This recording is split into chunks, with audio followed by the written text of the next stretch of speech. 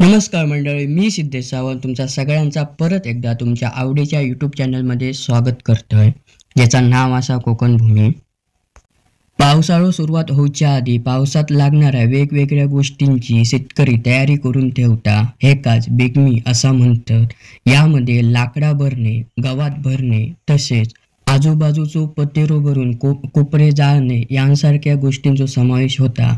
याचमध्ये शेणी पण भरले जातात. तर हे शेणी कशा प्रकारे घातले जातात ते आपण या व्हिडिओच्या माध्यमातून बघतला असो. शेण ह्या 4 ते 5 महिने एका जाग्यावरती साठवलेला असल्यामुळे त्या घट्ट झालेला असता. मग त्या शेणी घालताना सोप्या व्हावा यासाठी त्यामध्ये पाणी घालून त्या भिजवला जाता. हे आता गुटली असा काय हे आता भिजवून ठेवतले आणि उद्या पाणी मारून मळतले आणि गोल असा करणार रिंग तयार करणार आणि त्यात गवत घालणार आणि त्याच्यानंतर शेणी घातले जातात.